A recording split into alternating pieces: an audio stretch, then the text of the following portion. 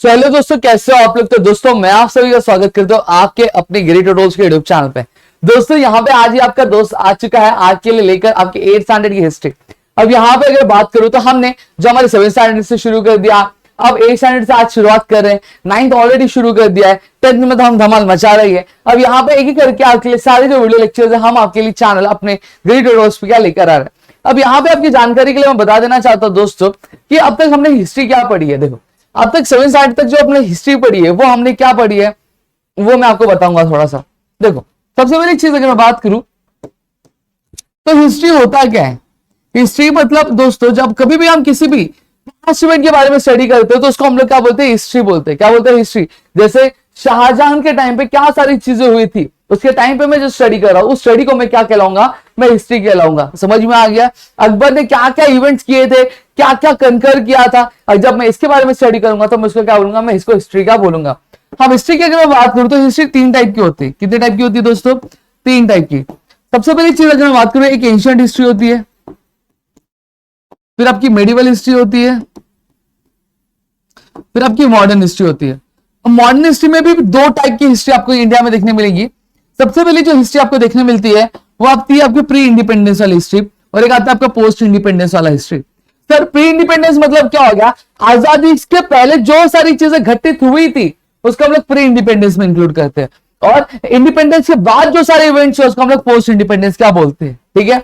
अब Asian history के बारे में हमने हमारे 6th स्टैंडर्ड में पढ़ा था, मेडिवल के बारे में हमने 7th में पढ़ा था। अब 8th में हम मॉडर्न हिस्ट्री पढ़ेंगे, लेकिन मॉडर्न का प्री इंडिपेंडेंस वाला हिस्ट्री हम लोग क्या पढ़ेंगे कि आजादी के पहले हमारे देश में क्या हो रहा था, दुनिया में क्या हो रहा था, ये सारी चीजें हम क्या यहाँ पे हमारे 8th स्टैंडर्ड में क्या पढ़ने वाले दोस्तों। क्लियर हो गया।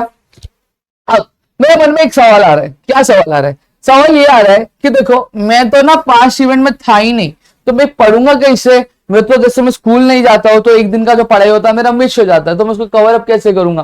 तो देखो स्कूल के अगर पढ़ाई मिस हो गई तो ग्रेट ट्यूटोरियल से उससे कर लेना। और अगर हिस्ट्री आपको पढ़नी है तो आपको क्या चाहिए, कुछ जरिया चाहिए रहेगा कि जिससे आप पास्ट के बारे में पता लगा सकते हो। आप अपनी टीचर से पूछ सकते हो, अपनी मम्मी से पूछ सकते हो, आपके पापा से पूछ सकते हो, आपकी दादी से पूछ सकते हो, आपके डैड से पूछ सकते हो। समझ में आ गया।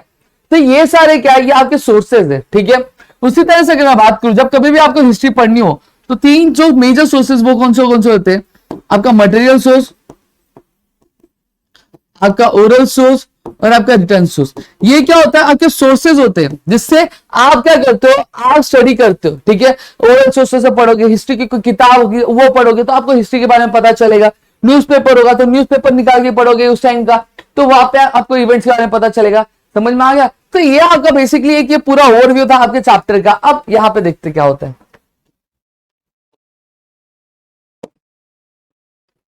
अब धीरे धीरे से हम ऊपर जाएंगे। अब यहां पे ऊपर जाते जाते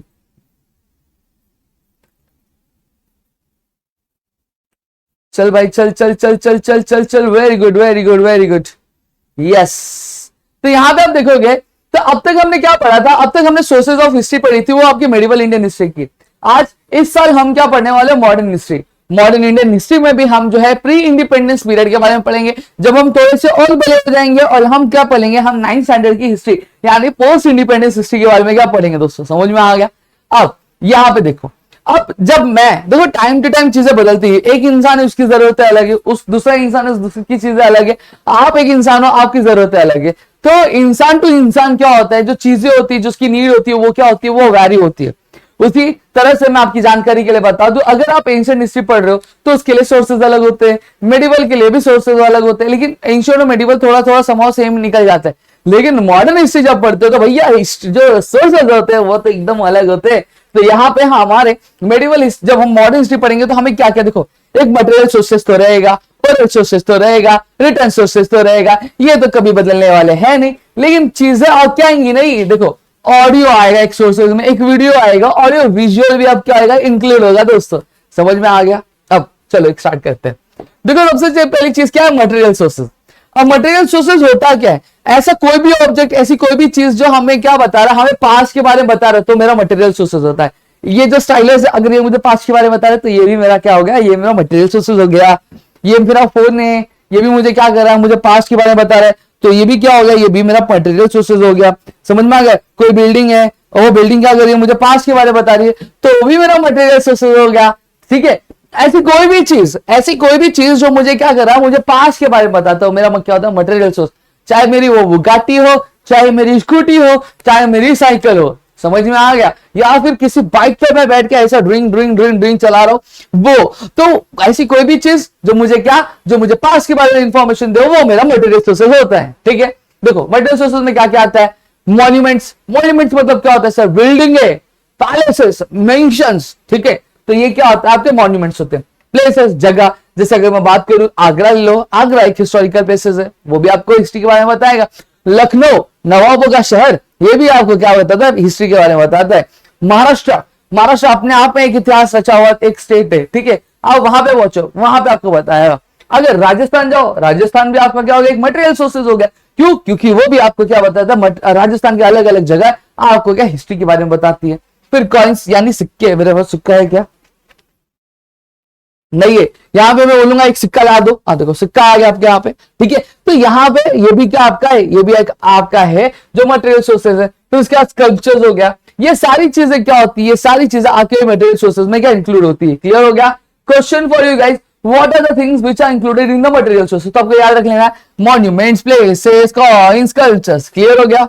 आप पढ़ेंगे बिल्डिंग्स और प्लेसेस के बारे में। ठीक है, अब देखो हमारा भारत देश जो था, हम जानते हैं कि बहुत ही सेक्युलर कंट्री, यहाँ पे अलग अलग जाति, अलग अलग धर्म के जो लोग हैं हमारे भारत देश में रहते हैं। अब यहाँ पे अगर मैं बात करूं तो भारत देश एक ऐसा देश है, क्या भारत देश एक ऐसा देश है जिसकी खोज बहुत सारे लोग कर रहे थे, बहुत सारे लोग आए और गए। यहाँ पे अगर मैं बात करूं, पोर्चुगीज आए, फ्रेंच आए, डच आए, फिर उसके बाद कौन आए, ब्रिटिश भी आए ना, अंग्रेज भी आए। देखो यहाँ पे देखो अंग्रेज दिख रहा है कि नहीं दिख रहा है, ये अंग्रेज भी आए। और ये अंग्रेजों ने क्या किया, ये अंग्रेजों ने हमारे भारत देश पे क्या किया, बहुत ज्यादा रूल किया।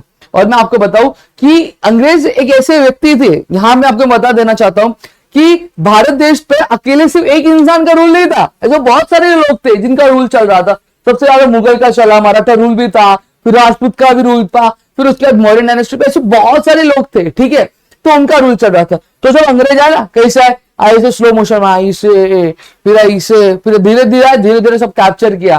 पहले किससे आए, पहले ट्रेडिंग के बहाने से आए, हमको ना ट्रेड करने का है, हमको व्यापार करने का है, तो हमें ट्रेड करने दो ना। तो ऐसे राजाओं से क्या ली, परमिशन ली, और परमिशन लेने के भाई इन लोग का तो वट जो था बढ़ गया। अब इन लोग ने क्या किया, धीरे धीरे सबको क्या कैप्चर करना क्या चालू कर दिया। देखो वही लिखा हुआ है, देखो यहाँ पे क्लियर हो गया। अब यहाँ पे अगर मैं बात करूं तो it is believed that the period of European specially the British rule and the governance of princely states.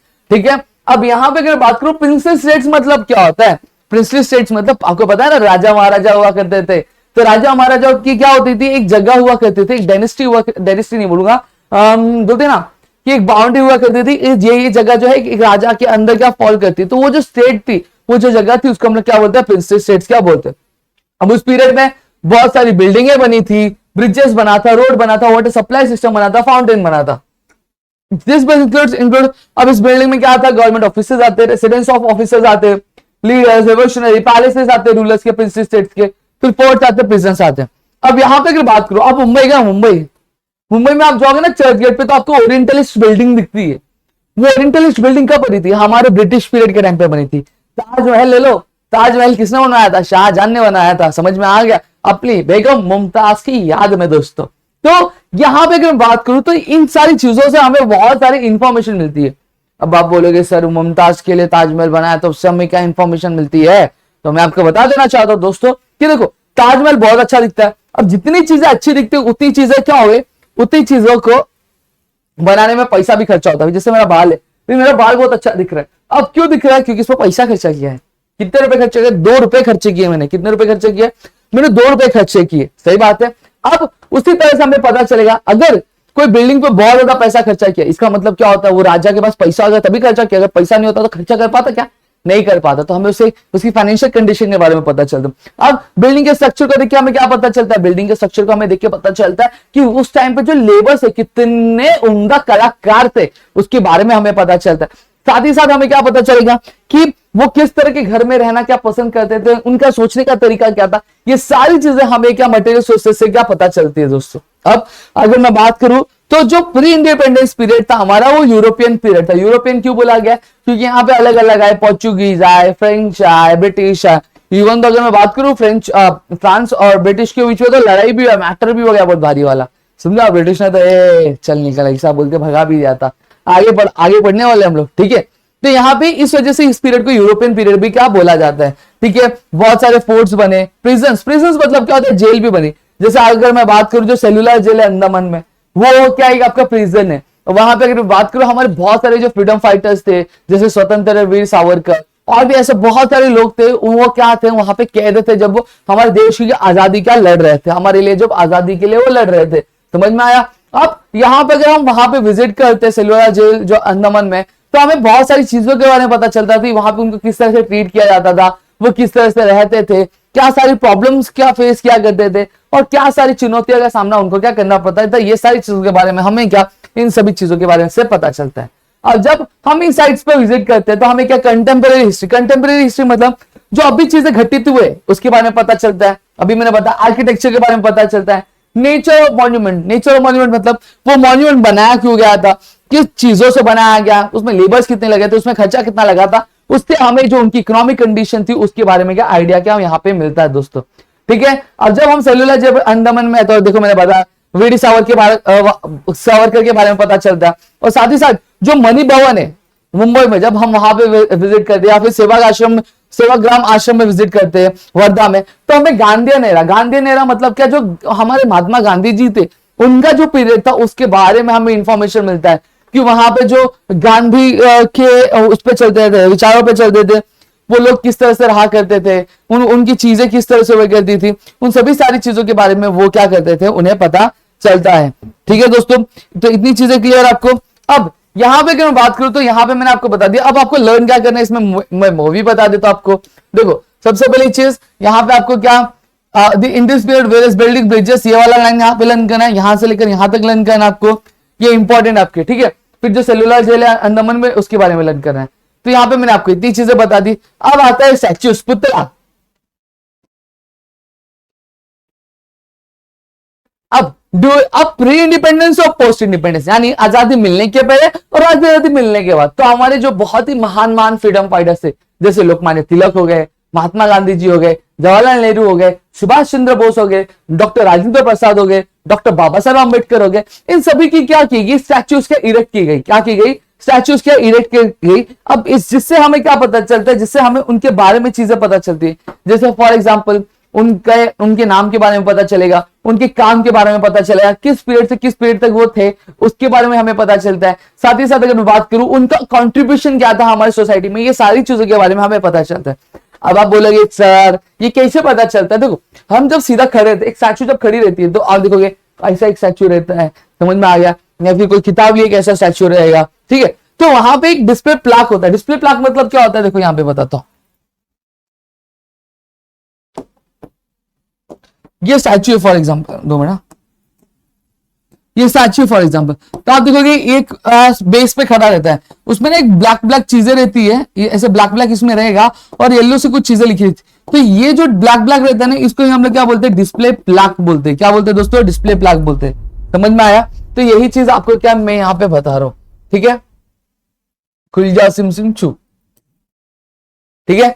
अब यहां पे अगर बात करूं तो हमारे जो बड़ी बड़ी पर्सनालिटीज हो गए उनके बारे में, और साथ ही साथ अगर मैं बात करूं तो आपके जो रूलर्स हुआ करते थे, जो राजा महाराजा हुआ करते थे, जैसे छत्रपति शिवाजी महाराज हो गए, महाराणा प्रताप हो गए, ये हमारे देश के क्या एक बहुत ही एमिनेंट रूलर्स थे, बहुत ही बड़े रूलर्स थे, जो हमारे देश के लिए उन्होंने क्या बहुत सारी कॉन्ट्रीब्यूशन क्या दिए।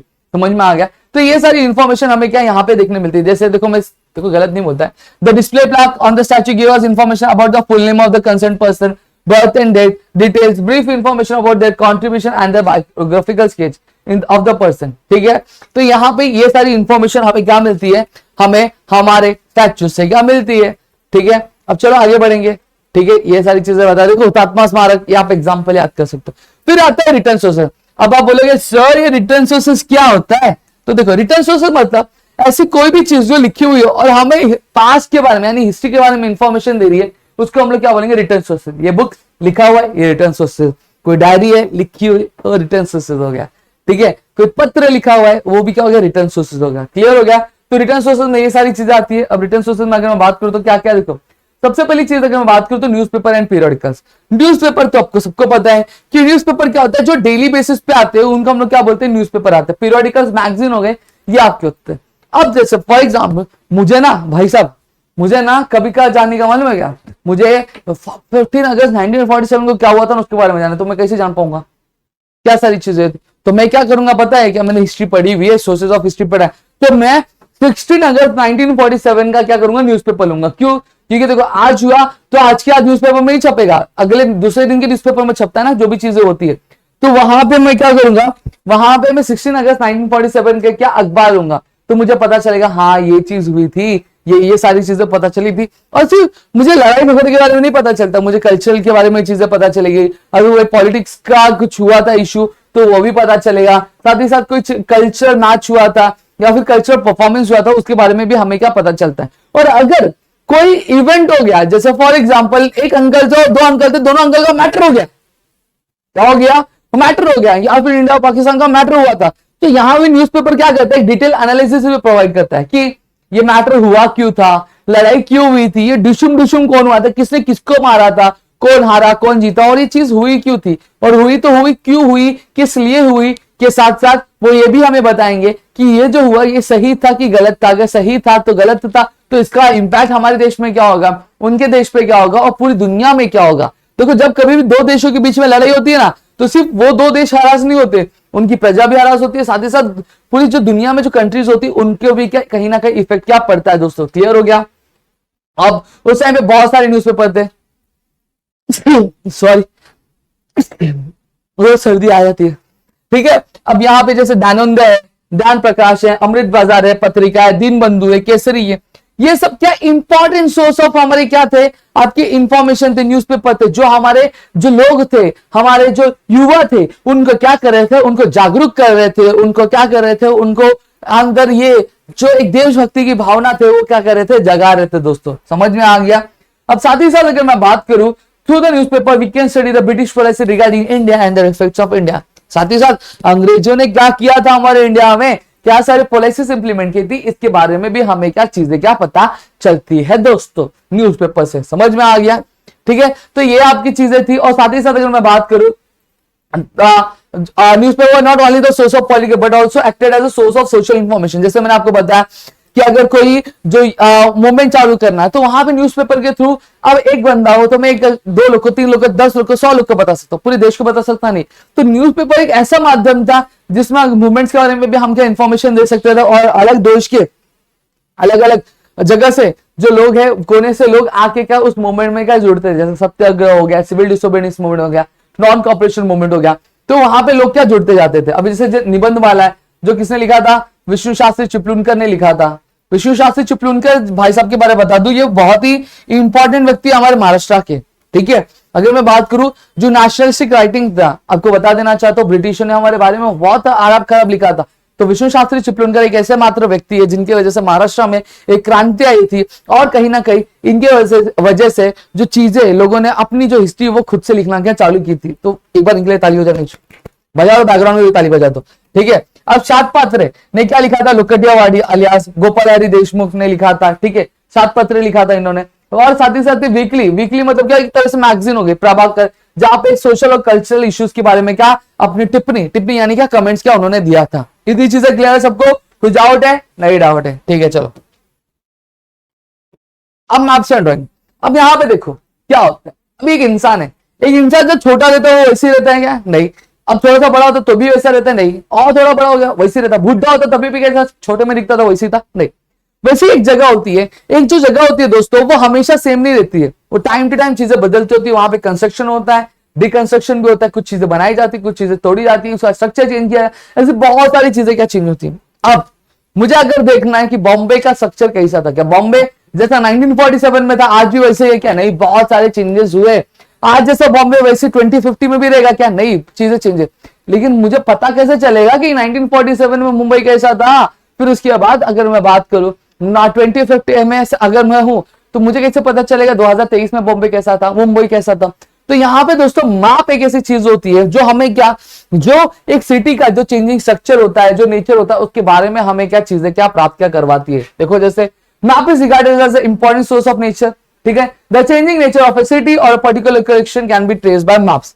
जैसे the Survey of India was an independent department established during the British period. The Archaeological Survey of India ये एक ऐसा डिपार्टमेंट था जो आपके अलेक्जेंडर कनिंघम के क्या नेतृत्व में क्या किया गया था, आपका स्टार्ट किया गया था ब्रिटिश पीरियड के दौरान। ठीक है, अब यहाँ पे बहुत सारे सर्वे के हिसाब से, बहुत सारे अलग अलग चीजों के माध्यम से हम पता कर सकते हैं कि जो रीजन था पहले किस प्रोविंस में फॉल करता था, ये सिटी पहले किस तरह से दिखता था, कौन सी गली नुक्कड़ कहां से निकलती है, ये सारी चीजों के बारे में हमें पता चलता है। और साथ ही साथ हमें ये भी चीजें पता चलती कि उस टाइम पे जो आर्किटेक्चर्स थे वो कितने स्किल्ड थे, क्या सारी चीजों को ध्यान में रख के, क्या एस्पेक्ट रख के जो डिजाइन है बिल्डिंग्स की क्या वो बनाया करते थे, ये भी हमें पता चलता है। और हमें ये भी चीजें पता चलती कि उस टाइम से लेकर आज इस टाइम तक कितनी सारी डेवलपमेंट्स हुए, क्या सारे चेंजेस हुए, ये सारी चीजों के बारे में हमें क्या पता चलेगा दोस्तों। क्लियर हो गया। अब यहां पे अगर मैं बात करूं, जैसे एग्जाम्पल क्या दिया हुआ है, जो Mumbai port, the department of Mumbai port trust, ठीक है, उसका जो original plan of the Mumbai port, अब ये पहले कुछ और था और अभी कुछ था। मैंने आपको बताया चीजें टाइम टू टाइम बदलती रहती है, हमेशा सेम रहती है, हमेशा सेम नहीं रहती है। ठीक है, तो यहां पे आपकी जानकारी के लिए बता दूं, तो ये हमें कैसे पता चला, ये हमें मैप्स की वजह से क्या पता चला। ठीक है, और साथ ही साथ हमें क्या जो प्लान्स थे आर्किटेक्ट्स और इंजीनियर्स द्वारा ड्राफ्ट किए गए थे उसके बारे में भी हमें क्या इंफॉर्मेशन क्या मिलती है दोस्तों। ठीक है, अब चलो ओरल सोर्स के बारे में आते हैं। ओरल सोर्सेस क्या होता है सर, जो भी चीज है सुन के हमें क्या मिलता है, हमें आवाज मिलती है। क्या, जो भी चीजें सुन के हमें इंफॉर्मेशन मिलती है पास्ट के बारे में, उसको हम लोग क्या बोलते हैं, उसको हम लोग हिस्ट्री बोलते हैं। अभी जैसे एक गाना था, सैया सखी सैया बड़े बहुत कमाते हैं, महंगाई डाइन खाए जाते हैं। अब यही बच्चा कोई 2050 में सुनेगा तो क्या सोचेगा, वो बोलेगा कि भैया उस टाइम पे जो लोग थे वो महंगाई से बहुत मारे हुए थे, महंगाई उनको क्या खाए जा रही थी, इन्फ्लेशन रेट बहुत बढ़ रहा था, यानी महंगाई जो था वो बहुत ही ज्यादा क्या बढ़ रहा था। इसके बारे में हमें पता चलेगा कि नहीं पता चलेगा, पता चलेगा। समझ में आया। अब देखो इंस्पिरेशनल सॉन्ग्स, अब यहां पे अगर बात करूं, जब आपके फ्रीडम मूवमेंट चल रहा था तो वहां पे उस टाइम पे बहुत सारे क्या इंस्पिरेशनल सॉन्ग्स क्या चल रहे थे, आशा है आशा, ये अब भी निकला, पहले नहीं था। ऐसे बहुत सारे इंस्पिरेशनल सॉन्ग्स का बिल्डअप हुए थे। साथ ही साथ अगर मैं बात करूं कंपोज हुए थे, लेकिन आज बात करूं तो ऐसे बहुत सारे सॉन्ग्स हमें अवेलेबल है जिसे हम सुन सकते हैं। लेकिन आपकी जानकारी के लिए मैं ये भी बता दूं, ऐसे बहुत सारे सॉन्ग्स है जो अनपब्लिश्ड है, जो रिटर्न के फॉर्म में है, और लोगों ने क्या किया उसको याद करके रखा है, और जनरेशन टू जनरेशन जो चीजें हो रही है वो क्या हो रही है, वो फॉलो अप हो रही है और आगे क्या बढ़ती जा रही है। ठीक है, अब इंस्पिरेशनल सॉन्ग से हमें क्या पता चलता है, इस इंस्पिरेशनल सॉन्ग से हमें पता चलता है उस टाइम पे जो फ्रीडम मूवमेंट के लिए लोगों ने कितने त्याग दिए थे, साथ ही साथ स्पिरिट क्या था, जो फीलिंग थी मूवमेंट को लेकर वो क्या थी, ये सारी चीजों के बारे में हमें क्या इंफॉर्मेशन क्या मिलता है। अब पोवाड़ा क्या ऐसा सोर्स ऑफ इंफॉर्मेशन है हिस्टोरिकल इवेंट के बारे में, जो एक इंसान क्या काम करता है उसके बारे में। साथ ही साथ अगर मैं बात करूं कोई बहुत अच्छा काम किया है किसी लीडर ने, तो उसके बारे में भी हमें क्या इंफॉर्मेशन जो है मिलती है। ठीक है, अब यहां पे अगर बात करूं तो अब बहुत सारे पोवाड़े कंपोज किए गए इंडिया, जैसे आपका जो इंडियन इंडिपेंडेंस स्ट्रगल था, ठीक है 1857 का, उसके ऊपर किया गया, लोगों की जो बहादुरी थी, जो बोलते हैं ना एक निडर भावना से वो क्या कर रहे थे, अपने देश के लिए आजादी की जो मांग कर रहे थे, ये सारी चीजों के बारे में हमें यहाँ पे पता चलता है। अब पोवाड़ा से क्या होता है, पोवाड़ा से लोगों को बताई जाती है स्पिरिट के बारे में, उनके अंदर की जो भावना है वो जगाई जाती है, मोटिवेशन क्रिएट किया जाता है, जो स्पिरिट है उनके अंदर भरा जाता है, ताकि वो क्या कर सकते हैं, अपनी चीजों को क्या आगे क्या बढ़ सके। अब यहाँ पे इसके अलावा जो मूवमेंट्स ने क्या किया था, जो है पोवाड़ा मोटिवेशन क्रिएट करते हैं, स्पिरिट लोगों के अंदर जगाते हैं। लेकिन साथ ही साथ आपकी जानकारी के लिए मैं ये भी बता देना चाहता हूं आपको कि आपके जो पोवाड़ा सिर्फ यही चीजें नहीं करते थे, पोवाड़ा बहुत सारे ऐसे भी है जो अलग अलग मूवमेंट्स पे क्या बेस्ड है, जैसे सत्यशोधक समाज, ये इन्होंने क्या किया था, इन्होंने जो आपके जो ऑपरेस्ट क्लास यानी जो पिछड़ी जाति थे उनको जगाने के लिए, उनको सोसाइटी के मेन स्ट्रीम में लाने के लिए क्या काम किया था, तो इनके ऊपर भी क्या किए गए, आपके पोवाड़ा के कंपोज किए गए। साथ ही साथ संयुक्त महाराष्ट्र मूवमेंट, ये जो मूवमेंट था जहां पे महाराष्ट्र की एक डिमांड की गई थी अलग स्टेट की, तो वहां पे इसके ऊपर भी क्या है आपके पोवाड़ा क्या क्रिएट किए गए।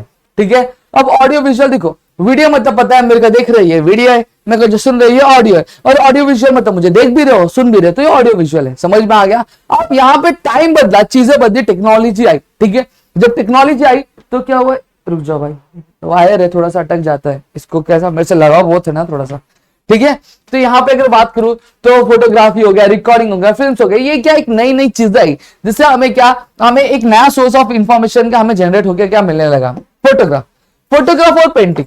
आज के टाइम पे फोटोग्राफ किया जाता है, फोटो मेरी खींचो, नहीं खींच मेरी फोटो। ठीक है, कौन से पिक्चर गाना यहाँ पे लगा देना थोड़ा सा, ठीक है, वो गाने का थोड़ा सा वीडियो मत लगाना, स्क्रीनशॉट लगा देना, ठीक है। तो खींच मेरी फोटो। तो यहाँ पे आज क्या किया जाता है, और फोटो खींचा जाता है, लेकिन पहले क्या किया जाता, पेंटिंग किया जाती थी। अब यहाँ पे दोनों में अंतर समझेंगे।